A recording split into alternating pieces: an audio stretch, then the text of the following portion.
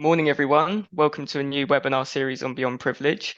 Today, we're talking with Matthew from Engie, who is a business development coordinator, and we're going to be talking about sort of life at Engie and a day in the life.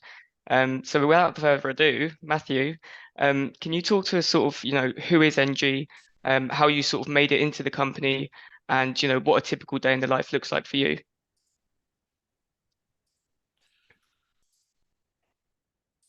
Yeah, hi Jack. Good morning, everyone. Hope you can hear me. Can hear you all good?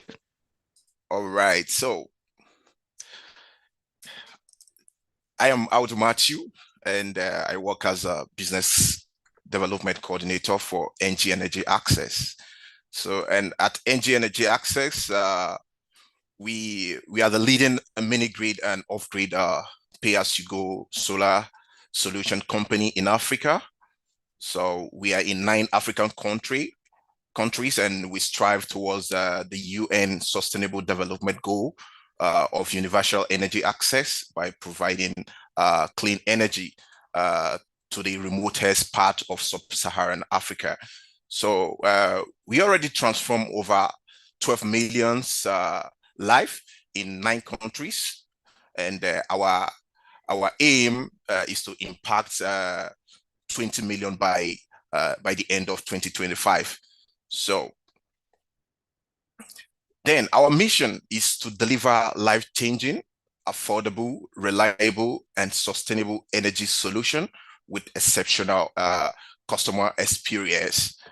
So, and our purpose is to improve quality of life and economic potential of grid deficient communities. Um, then our core values, we are bold.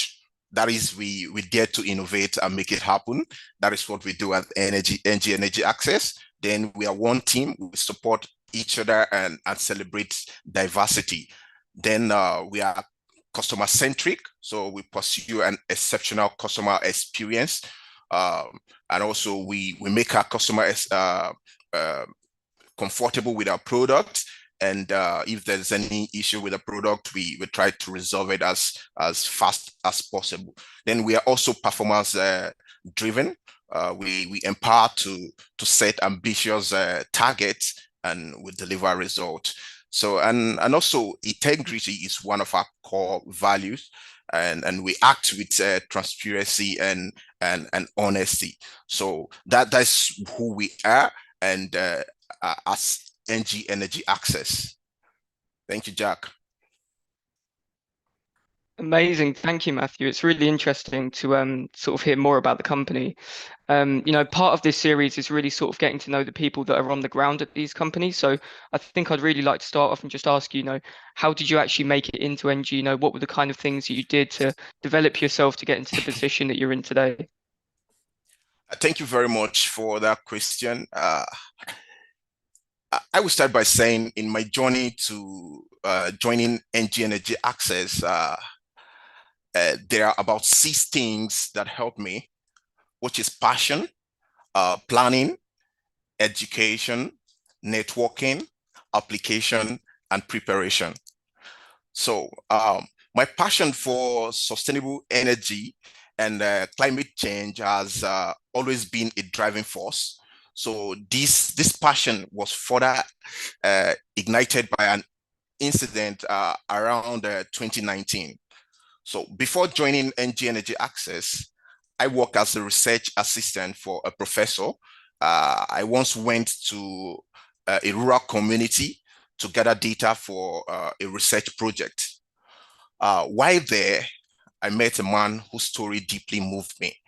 And he shared with me the tragic tale of how his daughter, while studying one day, forgot to blow out the candle she was using before falling asleep.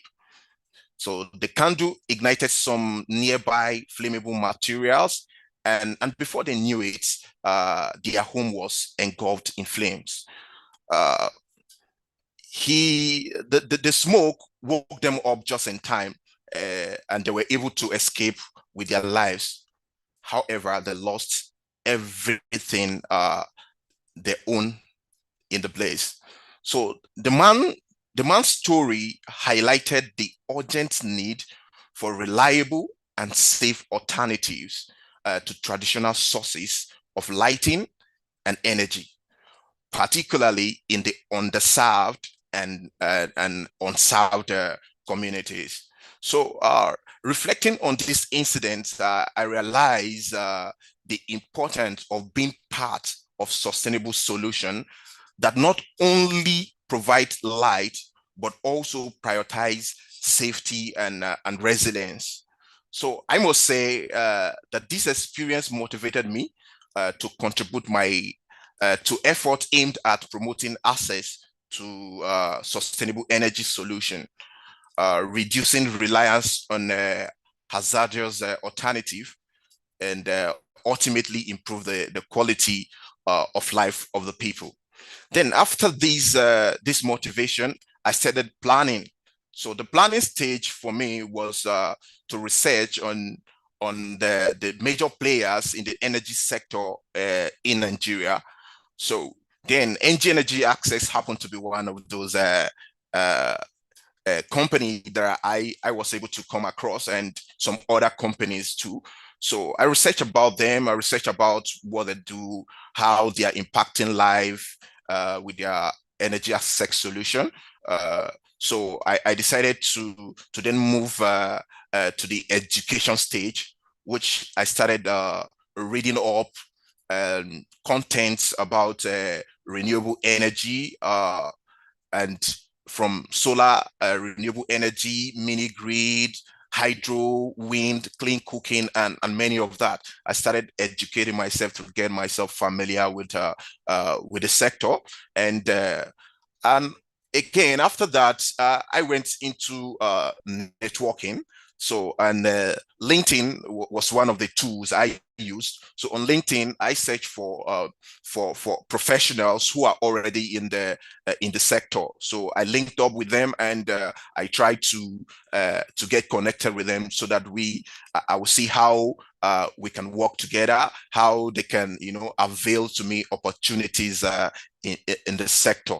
So after some of the networking, then that was an educating myself, getting myself familiar with the sector. Then I decided to start sending my applications. So at that point, I was able to apply to some company for some roles in the renewable energy space. And then I started preparation. So, and my preparation involved getting through the job descriptions of both past opening and the present opening to see some of the skills that I have and the one I don't have, in order to be able to update myself. So after the preparation, then Engie Energy Access was one of the company I applied to, and I got a mail from them for an interview, an invite for an interview. Then, and during the interview, I display my passion for the renewable energy space, and how I'm willing to contribute my own quota to the fight against energy poverty and climate change mitigation. So luckily for me, I was able to land my first role with Engie Energy Access as a stock control officer. And as a stock control officer, I worked there for about over a year, where I was, because before this Engie Energy Access, we provide the solar home system and also the off grid, which is the mini grid majorly. So as a stock control officer, I was with the solar home system unit, where we provide where I monitor inventory and also provide after sales services to our customers. Then while working there, I kept building myself, preparing myself, attending seminars, webinars, and events, looking out for events that could educate me about the sector, listening to professionals and what they have about researching about innovation in the renewable energy space and many of that. Then an opening came up again for a business development officer, and I put in, and that is with my preparation, I was as well able to land myself the job.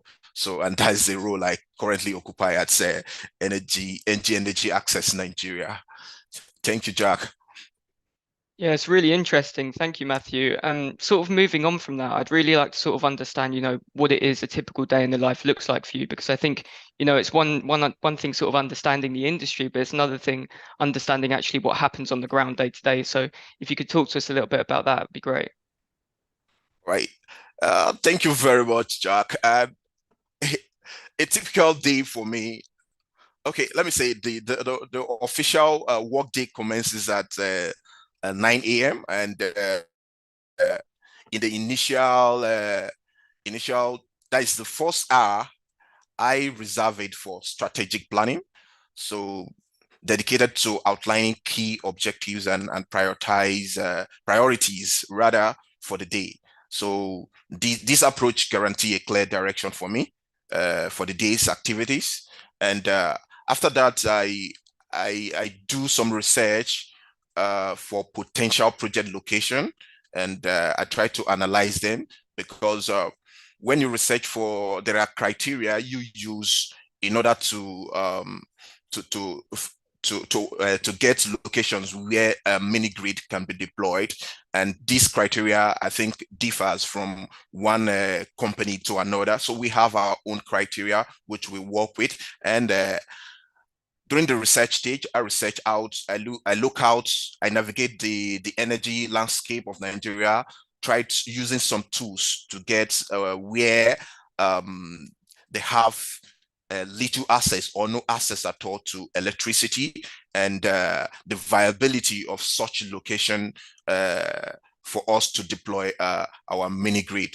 And also during the research stage, I look out for regulatory requirements and policies affecting mini grid development, and I examine them to see if our deployment to some of those locations will be viable. Then at about 11 a.m. to 2 p.m., there's a strategic meeting we usually held, and this is across the cross functional teams. And during this meeting, we discuss ongoing projects. We acknowledge success, reflect on area where improvement can be made to stay focused on our objective and our mission of sustainable energy. Every unit of the department. Then after the strategic meeting, can you hear me? After the strategic meeting, then Yep, can hear you all good. All right. I take a break in order to recharge for the net tax.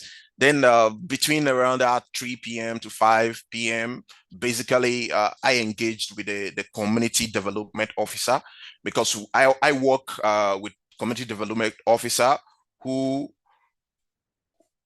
are assigned with different tasks, and I get update from them in order to build on my own pipelines for the mini grid business development. And finally, I update my manager on the progress of the pipeline development.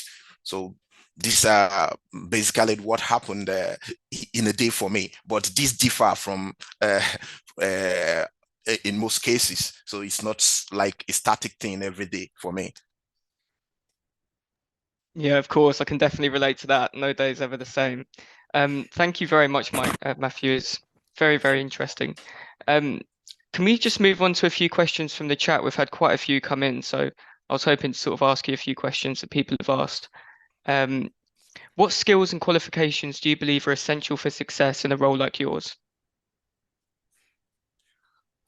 Like as I said earlier, I have background in geography and planning, but the fact remains that whatsoever discipline you have, or whatsoever qualification you have, you can actually work in the renewable energy sector. So all you need to do is to build yourself up by planning and educating yourself about the sector, and some of the soft skill like management skill, project management skill, and many of that can actually help you.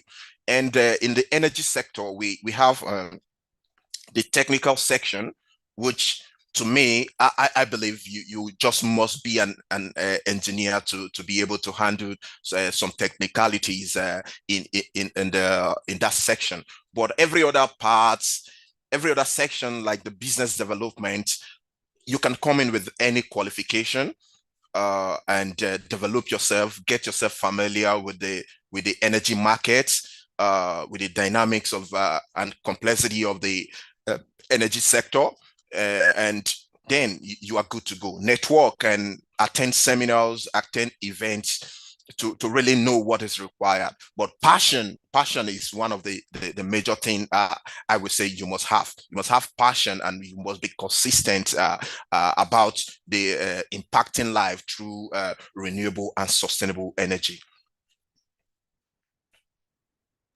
Amazing. Thank you so much. Another question's come in that says, as a renewable energy student in Nigeria, I'd like to know the possible the possible challenges I can face when joining the energy sector and how to overcome them. Yeah, thank you very much for that question. In the Nigeria energy sector, yeah, we have, I would say, even up to now, I can categorically say that we see how few players in the energy sector, and that is one of the major issue. So with your passion to get across, to get involved in any industry, to be able to work with them and bring about the sustainable energy solution to the people, then you need to work with a reputable energy sector. And as someone who is coming as a new person, or an energizing professional, to say, you when you have a good knowledge about the energy sector, definitely you will really know how to navigate with most of the challenges. Because first of all, you are coming to solve a problem. You are coming to solve a problem. So if your passion is about solving a problem and making an impact, then definitely there are ways out of so many challenges you might face. And in the renewable energy space, most of the challenges is some locations are really not accessible, and this is a big in the renewable space. But still, there are ways we can deploy mini grid to such location, and there are always ways out of most of this problem we face in the renewable energy space. Matthew, I think we'll take one more question. We don't want to take up too much of your time. So how do you see your career progression looking at Engie, and where do you want to get to? Oh, thank you for that question. And I must say that Engie Energy Access is one of the best organizations to work with because they have a career development path for everyone. And working with Engie, you get to learn a lot, because we have a lot of professionals, people who are so deep into the knowledge of what the energy sector is, and there's mentorship from your managers, and the training and all of that. So in well, my with Engie Energy Access, I know I'm going to go far in the energy space, and becoming a business, a mini grid business development manager. So that is one of a developer rather. That is one of my goal. So is to become a good and who is knowledgeable about the renewable energy space, and become a mini grid business developer. Thank you very much, Matthew. It's very interesting to hear about your career and things. We won't take any much more of your time. Really interesting to sort of hear everything.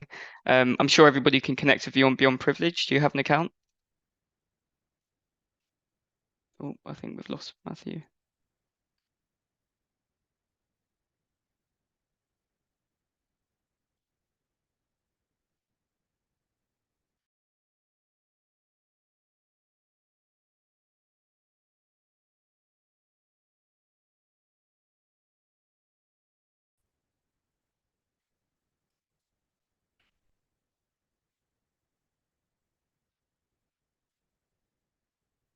Oh, can you hear me, Matthew? Yeah, I can hear you now. Was just saying thank you very much for your time today. We really appreciate it. And if anybody wants to connect with you, they can on Beyond Privilege. Yeah, so I'm always available. And thank you for the opportunity to speak on the Beyond the Privilege platform. Of I'm so course. grateful. Hopefully Yeah, we'll involve you with some more stuff soon. Thank you very much. looking forward to that. Thank you so much.